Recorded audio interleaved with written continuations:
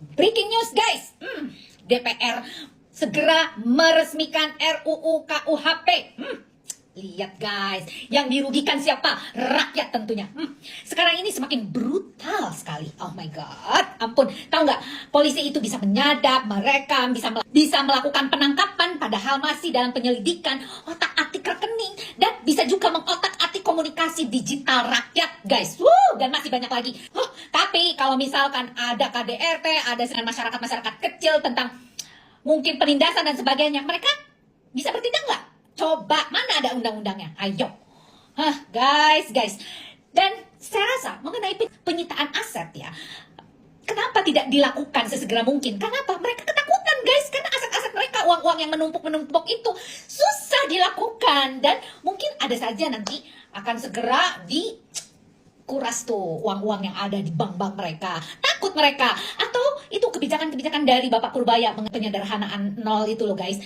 Karena dia mungkin sudah menumpuk uang yang nolnya banyak itu, kalau diremonisasikan akan sulit dia guys. Nanti akan banyak pertanyaan, ini uang dari mana, ini segala macam. Padahal uang mereka itu sudah triliunan.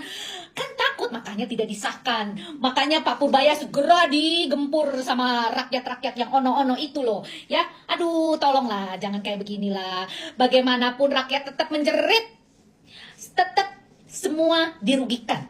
Tetap yang dirugikan adalah rakyat guys. Please, kenapa buru-buru sih? Ada apa? Ada apa? Saya mau tahu.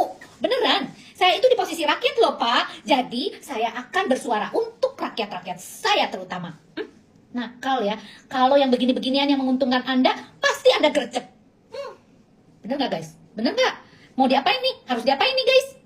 Salam kita gading. DPR lagi-lagi berulah. RKUHP disahkan jadi undang-undang, tapi banyak pasal yang malah mengancam masyarakat. Revisi ini buat memperjelas kewenangan penyidik, penuntut, sampai menguatkan hak tersangka. Tapi kok isinya malah bikin merinding. Masyarakat justru melihat peluang polisi bisa lebih bebas buat nyadap diam-diam. Mengacak komunikasi digital, bekuin tabungan online sepihak, nyita gadget, sampai nangkap dan nahan orang tanpa konfirmasi. Tapi Komisi 3 DPR bilang, itu semua hoax. Polisi tetap butuh izin dari hakim. Katanya, revisi ini hampir 100% masukan masyarakat sipil. Masyarakat sipil yang mana, Pak? Yang sekarang pada panik dan bingung sama pasal-pasal kontroversial di dalamnya? Kalau rakyat aja khawatir sama hukum yang harusnya ngelindungin, ini undang-undang sebenarnya dibikin buat siapa?